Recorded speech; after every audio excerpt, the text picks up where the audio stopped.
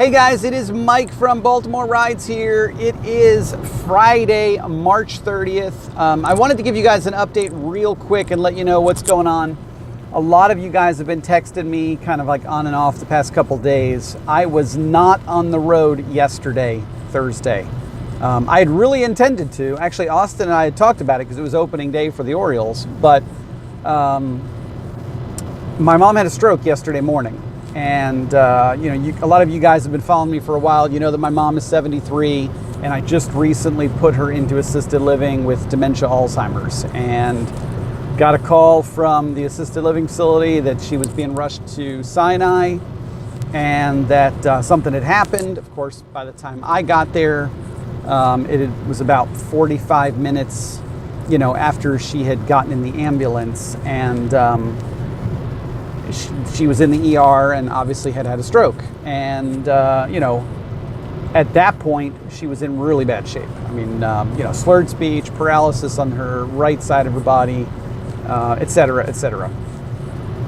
And, I stayed. I mean, that's what you do. It's my mom, So I stayed with her the whole day. She did get better. I'm going to let you guys know now. She's doing a lot better. She's still at Sinai, but she's not in intensive care anymore. They downgraded her to the neurological floor. They're talking about rehab and physical therapy and speech therapy, but she's doing a lot better. Whatever sort of clot buster medicine they give people that have strokes, they have to give this medicine within the first 3 hours, but if they do, apparently it has a really high success rate of breaking up the clot before permanent damage is done. And with my mom, even the neurologist said today, the amount of recovery her brain has made in 24 to 36 hours is amazing. Her speech is almost entirely back. She's missing a couple words that she jumbles, and her speech and punctuation is a little bit slurred, but she's coherent and intelligible. And on the paralysis side, she has a little bit of trouble with her, I'm touching my right side, but, the left side of her mouth. And, no, it was the right side because it was her left brain, and a little bit of trouble with her right hand, not having full motor coordination to grasp. But it's working. It's not like a dead fish on the end of her arm. So she's doing better.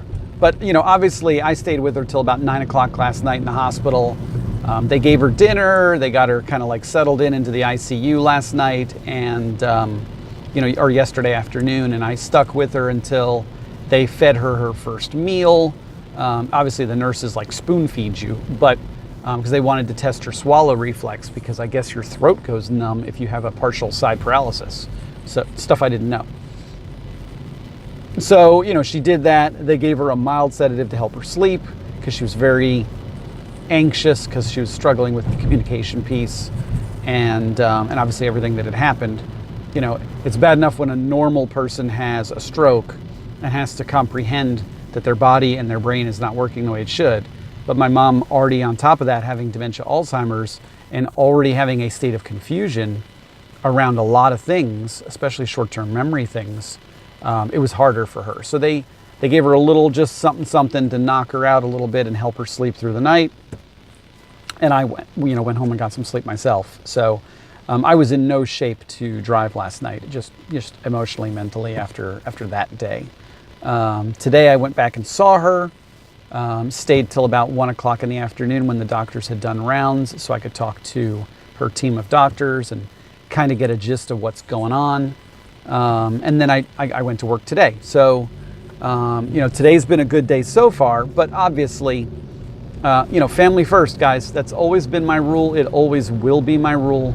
It's why I'm doing Uber and Lyft. I lost my job eons ago. It's last year. I call it eons ago, but I lost my job, and that's what precipitated this whole thing. But it's why I've stuck with it is because the flexibility, the ability to basically craft your life around other things besides a boss, and a work schedule and a job. My life is still dependent upon me working and making money and paying bills, but if something comes up, I don't have to call a boss and, blah, blah, blah. I just do what needs to get done, and I take care of things. And that's the reality, guys. There's sacrifices you make when you're doing this. You don't have sick time. You don't have medical benefits from your employer. You don't have a lot of things. But you have a lot of benefits that you don't have working a 9-to-5 punch-to-clock job. There are just amazing trade-offs. The people I've met, all of you guys that I've met and communicated with and talked to and continue to meet, either whether it's electronically or over the phone or whatever, you guys are an amazing trade-off. To know that there's a community of us out there that, I'm not saying you guys rally around or behind me. I'm not going to take credit for any of that crap. But I'm just that we're all here, and that, that to me is amazing. And we're peers. I don't consider myself above you guys or anything. I mean, a lot of you guys have way more driving experience than I do, and you still follow me, which I think it's beautiful, and I love it, and I think it's so flattering and humbling at the same time. That you guys are my, in some ways, my veterans who have more experience and more knowledge than I do, and you still want to hear what I have to say and appreciates with what I have to say. And I like that you guys put me in check sometimes and help me out if I insert, mouth and put foot in it or whatever, however that expression goes. But, it's just really humbling. That's one of the biggest benefits to me is, financially, there's obviously benefits. Being self-employed is a benefit, but you guys are a huge benefit. And one of the reasons why I still feel so passionate about what I do every day is knowing that all of you guys are out there with me doing it in the trenches every day. But I just wanted to wrap up this video. I'm actually about to pick somebody up, and it's a short one, but I wanted to let you guys know what was going on, and I will definitely keep you guys posted. But thank you guys for all being out there, and I'll see you guys soon. Bye. This is an add-on to my earlier video. It is now the end of the night. Friday the 30th is in the bag. Done. Oh, excuse me. A little burp there. Sorry about that. But, good night, guys. Let me take out that one earbud so my sound is better. Okay, I can hear myself now without the weird echo in my ears. $200 night. A very good night. I didn't push myself too hard. And the reason for that is I'm trying to get to a point where, oh God, I got indigestion, pardon me. I'm trying to get to a point where I'm working shorter days, not longer days. I'm already basically committing myself to 5 to 6 days a week on average. And, I want my average to be $25 an hour. I really do. And I'm close. I'm in the low 20s right now. My typical average for the past 4 weeks has been $21.37 an hour. I mean, my math may not be perfect because, there's repositioning and things like that sometimes deters. But, if I just take what time I started and what time I stopped, and I divide my money by that, and I don't do this whole online, offline crap, that's my average. Now, I do subtract out my breaks. So I subtract out if I take a 30-minute meal break or an hour meal break or 2 30-minute meal breaks, whatever. I subtract that time out of it for sure. If I pull over and I have a 30-minute phone conversation with somebody or whatever, I'm not counting that because it's not work time. Just like if you were at your job, you wouldn't count it, or your boss would, write you up. But I'm trying to be as accurate as I can with my hours and be as accurate as I can with my money. Just top line money. Now, again, you can subtract out all the expenses. What is my daily gas? What is my daily food? You can do that, but I would rather, most businesses don't do that. Most businesses run their profit and then they run their losses, and then they expense them out on a monthly or annual level. So you sit down and you do your profit and loss statement, typically monthly and annually. and sometimes quarterly, depending on what kind of business you're in. So I'm not going to do a daily factoring of my expenses because they vary. Some expenses are monthly expenses. Some expenses are daily expenses. Some expenses are quarterly or annual, whatever. So I'm going to just factor that into my annual and my monthly numbers. But on the day-to-day, I'm just looking at revenue. I'm looking at money earned versus time. And that's typically how most sales industries operate. They look at their sales goals by day. And I come from that background, a lot of different sales related industries that I've been in. And that's, almost always the tried and true method of your productivity is how much money did you bring in each day? So my goal is $25 an hour. Now I'm not a brain surgeon. I'm not, a union licensed electrician. I don't make the kind of money per hour that some of those people make. But for a guy driving around in his pajamas in a car, $25 an hour is a good average. I'm okay with that number, and that number sounds fine to me. It sounds like it's where I want it to be. I've talked about goals a lot over the year, and I've talked about them a lot of different ways. Sometimes my goals are trip goals if I have a quest. Right now I'm not getting a DC quest this week anyway because I haven't been driving in DC enough the past couple weeks. Now I was in DC this weekend, but for whatever reason I didn't get a DC quest this week. So, or I don't think I got the message. If I might have missed it with everything that was going on yesterday. That's certainly possible. But I didn't see it, and I knew I wasn't going to DC this weekend because with my mom being in the hospital, I wanted to be close. So, that being said, if I can do $200 to $250 a night and average approximately $25 an hour to do it, then that means I'm doing $200 to $250 in approximately 10 hours. 8 to 10 hours. That's my goal. Right now, it's more like 10 hours, 10 to 11 hours for $200. So now I fluctuate. I have good nights and I have bad nights. And that's really where the average comes in, is that you're going to have good and bad nights. My hard number is I won't walk off 200. I want to have $200 every night. And I'm getting pretty consistent about that. Now, in the winter months, it was tough, but I'm more strategic and I'm more efficient than I was even 3 months ago. But, I really want to hone that average down. And ultimately, from a cost expense perspective, I want to be able to do it closer to home, meaning Baltimore, Maryland. That's my goal.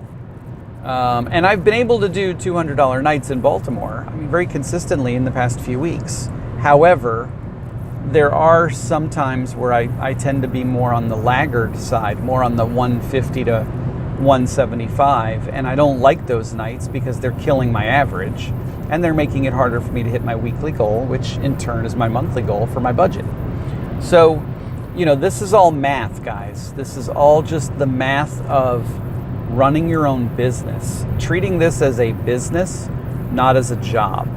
Your job is to punch the clock, give people trips around wherever they're going, and then go home at the end of the night. That's a job. That's what an employee does.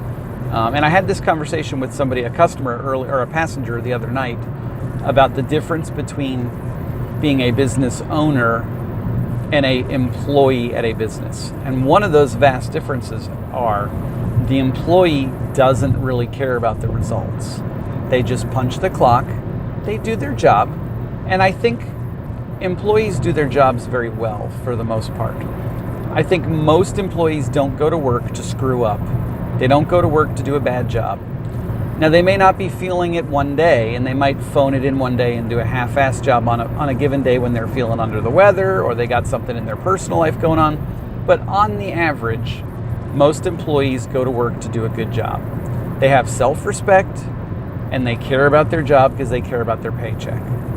But the difference is the boss, the owner, The business owner sees it as, how can I get as efficient and successful as possible with the least amount of results, or the least amount of output or effort.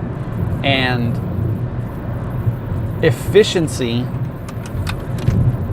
becomes really important in that equation. Not just can I work for 16 hours, but is it $200 for 16 hours or $200 for 8 hours? One of them is a whole lot better than the other. And hopefully you know the answer to that, to which one is which. Now, some nights, $200 might mean 10 hours or 11 hours even. You might have to just grind a little bit longer. I've talked about grinding in the past. Grinding is something that you have to do sometimes in our industry. But the goal is to not have to do it all the time, because you're hurting yourself when you do it. You're hurting yourself with time, you're hurting yourself with energy, you're hurting yourself with time away from your loved ones, and you're diluting your effectiveness. You really are. You're taking a pay cut because you're working harder for less. So my goal is to be efficient. Now, ultimately, if I can get quests or bonuses or any type of incentivized extra money from Uber or Lyft or both, then yeah, it's just making me more efficient. If I can get that, Lyft has this really cool bonus that I love. The 4 consecutive trips, and then you get an extra whatever dollars. And it's usually like somewhere between $12 and $20. So you do 4 trips, and then they give you a $20 bill. Okay, I will gladly take it. And I can do 4 more trips and get another $20 bill. And that's the beauty of it. As long as you're working within the bracket of time they give you, you can keep on making money. Now, why wouldn't you take advantage of that money? I'm still going to get paid for the 4 trips, but I'm going to get extra money for doing my job anyway. And Lyft is smart about that. It's a really, really smart bonus, because you can't do both. You can't log off Lyft while you're doing it. They really were clever about this one, guys, and the light bulb went off in my head today. I was thinking about this bonus, and it's my favorite of all the bonuses. I mean, Quest is great. Just do a shitload of trips, pardon my language, and we'll pay you some extra money. It's clean, it's simple, it's uncomplicated, it's good. But the challenge is it's a lot harder because they set lofty goals. Power driver bonus is a freaking nightmare. I mean, really, really enticing targets to aim for, but the windows of opportunity that they give you to get the peak hour trips make it damn near impossible. I mean, I'm not gonna lie. They make it damn near impossible. Even if you're running both rush hours, it's still impossible, because if you get one long trip, you've blown your window. So I like this variable between the hours of 3 and 4 p.m. If you get 4 consecutive trips, they give you $20. Now what that means is, as long as your 4th trip started before 4 p.m., it counts. So if you pick that last customer up at 3:59 and it takes you 20 minutes to drop them off, you still get it. So now you've got, just like the power driver bonus, but a little bit different, you've got money in hand. You don't have to worry about an acceptance rating. You don't have to worry about a total number of trips. You don't have to worry about, you just have to worry about get 4 trips. 4 trips in 1 hour. Now the great part about this is they've figured it out. Who's going to log off to take an Uber trip and reboot that bonus? Because if I log off, the bonus reboots and I start at 0 again. Super smart for Lyft, because I'm committed. I'm pot committed at that point. That's a gambling term for people that play like poker. Once you're pot committed, it means you've put all you've put so much money in the pot that now you have to play the hand out to see what the result is going to be. And they are smart, because you are pot committed. If you get that first trip and you look at that little hourly get 4 bonus thing, and it's a $20 bill on the end of the line, well, 4 trips, that's 4 divided into 20 is $5. It's extra $5 a trip. That's great money, guys. It's great money, guys. It's really good money. It's good money per trip average. It really is. It makes a shitty $3 minimum trip now an $8 trip. It makes a $5, $6 trip, which is like a cross-town trip, a $10, $11 trip. I mean, it's big money. It's big money. It's like a ×2 surge almost, if you think about it that way. So be smart. Use the bonuses to your advantage. But at the end of the day, I'm going to be honest with you guys. My goal is $1,200 a week. Going to get there a bunch of different ways. Going to be advantageous. Going to use whatever incentivized money that I can, that's realistic, that I think I can attain. Not going to chase myself in circles. Power driver bonus, guys, it's a nightmare. It's dissuading because I know the peak hours thing, me working nights, and I'm only getting the nighttime rush hour.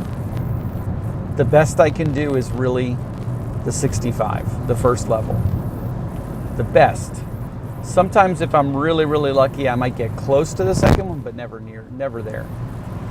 Now, if I were doing both rush hours and I changed my family schedule around to be able to drive in the morning and at night, and you know, I don't know if I want to do that. I don't really want to know if I want to compromise my schedule and what works for something that I think won't work. So, you know, find what works for you. Find what works for you. You know, my rating on Uber, which I don't really care about too much anymore, honestly, but my rating on Uber dropped from a 4.93 to a 4.91. I know why. Because I told 3 people that I'm not going to sit outside of stores while you go shopping. I told a lady a couple nights ago that I'm not going to sit outside of a store while you go in a restaurant, order food, wait for it to be prepared, and then come back out so I can take you to your apartment 3 blocks down the road. I'm going to drop you off, and when the food is in your hand, you can request another ride and somebody will come and take you home. But I'm not going to sit here waiting in the parking lot. She gave me one. Oh well. Told the lady tonight. She wanted to go to the dollar store, then get taken to a restaurant, then wait for her to pick up her food, then go back home. And every trip was less than 1 mile. So at the end of the day, I'm going to drive 3 miles and get $3.37 and probably spend 40 minutes doing it. Nope. I said, honey, we're going to go to the dollar store and then you're going to get out. That's what we did. Oh well. Look, I'm not being a bad guy. I am a business operator. I am a contracted employee. I'm not an employee. I'm a contractor for Lyft and Uber.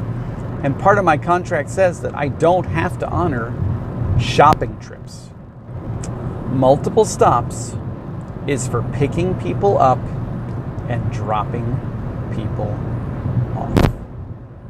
Now, if I'm feeling particularly generous and it's a longer ride where I'm going to make a good fare, yeah, if somebody says, hey, can you stop at the ATM real quick? Yeah, no problem. I am. I'm going to play it by ear and do case-by-case basis. And honestly, guys, a lot of it is determined by their attitude, how they ask me, how complicated of a side trip or chore they want to do. You know, there's a lot of variables that go into it. If you're a really nice person and we're on a 10, 15 mile ride and you say, hey, can we just hit the ATM on the way home? Yeah, I'm okay with that because you're standing right there at the ATM machine. You're not even going in a store. How long does it take to do an ATM transaction? 5 minutes. But if I pick you up, you want to go 0.2 miles to the takeout place and then 0.2 miles back, and I got to tap my toes for 15, 20 minutes waiting for you? Nah. Pass. I don't have to do that. I've spoken to Lyft support multiple times about that. They said I don't have to do it. And I've spoken to Uber support about it. They said I don't have to do it. So don't let your customers tell you that you do. You don't. You can end a ride at any point. And the way you end a multiple stop ride early is you start the second trip right where you're sitting and stop it right where you're sitting. And that's it. If you want to cover your butt a little bit more, you send them a message. But, you know, to get back to my point, guys, my ratings don't really matter. I mean, as long as I'm not like a 4.1. But if I drop down to from a 4.93 to a 4.91, I'm okay with that. Ratings don't really matter that much. We tell our customers they matter. And it probably matters to the point where, like, you know, if your acceptance rating or your Lyft rating drops to like something stupid low, then yeah, they might consider turning you off. But, you know, as long as your ratings are decent, nobody's gonna care. Nobody cares. With Uber, I don't even really care about my acceptance and cancellation rate anymore. Like, I'll cancel shit with Uber all the time at this point. Don't care. Don't care. I'm more choosy about my trips now. And personal preference is everything, guys. I'm not being selective. I'm not being discriminatory. You know, if I go to Charles Street, the corner of Charles and Chase, okay, right in downtown Baltimore, I hang a left. Now, Charles is a one-way, Chase is not. But I hang a left on Charles Street in the middle of rush hour. I pull over in front of this office building. The pickup address says whatever number, Charles Street. I'm sitting right outside of the door. I can see the number. I'm right on top of the GPS pin in the system where the customer told me to go. They call me and say, I'm around the corner on Chase. Well, it's rush hour. I'm on a one-way street, so now I got to play the block game and go all the way around the block to get to you. Can you walk around the corner and get in the car, please? Because you're not where your GPS pickup says you're supposed to be, and I'm where you're telling me you wanted me to pick you up. And that customer gets in the car, and the first thing out of their mouth is, you had a really nasty attitude there on the phone. You didn't have to be so rude. Now, what goes through my mind, split-second timing is, before I do anything, if I accept this trip, then this person gets an opportunity to give me feedback, give me a bad rating, and possibly complain about me. If I cancel the trip, they just go away. Click, cancel, get out of my car. Sorry, get somebody else to give you a ride with that attitude. Bye. Yeah, did it the other day. No joke. True story, exact situation. Charles and Chase. Sorry. I said, I'm not charging you. I said, do not charge rider. Look, watch my finger. Click do not charge rider. Get out of my car. Or I'm calling the cops and they'll get you out of my car. End of story. I'm being picky, guys. I'm being selective. If I'm in the middle of nowhere, 20 minutes from the surge, let's say it's, 6 o'clock p.m., and you're in the middle of nowhere out in suburbia, and you know it's surging like crazy in downtown, why would you take rides at regular fare prices when you're 20 minutes away from downtown? Just turn your apps off and drive the 20 minutes towards the surge at least. Get yourself close enough that you might catch a ride in the surge. Don't just do rides at regular pricing. No, I mean, it's 9 o'clock at night and there's no surge, then just take rides wherever they take you. But if you know there's committed, consistent surge, not the little pop-up clouds that vanish before your eyes, but just surge. There's always surge downtown in DC and Baltimore between 4:30 p.m. and 7 p.m. Just, there always is. It's rush hour. People are trying to get out of the city. Get back to the city. Hustle your butt as close back there as you possibly can, so that at least you have a good chance of picking up a ride in the surge. If you're driving down the road and you know you're almost in the edge of the surge cloud and you get ride requests behind you, drawing you away from the surge, hit no thanks. Hit no thanks. You want to go into where the pay is, not away from where the pay is. And I'm glad I'm making those decisions now, because I'm getting better fares, a higher average. I'm not wasting my time on $3 fares. Now, I will do $3 fares all day long if there's no surge. But if I can get into a surge cloud before it evaporates, if I'm close enough that I can make it matter, why would I want to work for free? Why? Right? Nobody works for free. I'm not the Salvation Army. I'm not a non-for-profit. I'm here to make a living. I'm here to support my family, just like all you guys. So don't work for free. Now, the old adage of don't chase surge is fairly legitimate. If at 7:45 p.m. this bright red surge cloud appears 30 miles away from you, don't go towards that. Don't. It's a joke. You're not going to get there in time. If you're in Baltimore and it appears in Towson, don't waste your time, because by the time you get to Towson, it's going to be gone. It's just the way it works. But downtown Washington, downtown Baltimore, rush hour, there will be surge. There will be. Don't go outside of it. If you get a ride that takes you outside of it, hustle back. Hustle back. Work smart, not hard. That's my motto. Work smart, not hard. I'm a little bit rambly right now because it's late. I'm going to wrap it up because I've already got a few minutes on the earlier video I got to splice in. But I will be back out on the road tomorrow. I am going to be driving local again. My mom is doing better, but I still want to be kind of close to the farm kind of deal, the hospital, just in case. And, I'm probably going to be on the road this Sunday because I was out sick on Monday and then now, Thursday with my mom. So 2 days off a week is my maximum unless I've got a vacation planned and budgeted. So I can't afford to take another day off this week. So I will see you guys on the road tomorrow. And if you're not on the road tomorrow, I'll see you on the road Sunday. Everybody be good. I'll talk to you soon.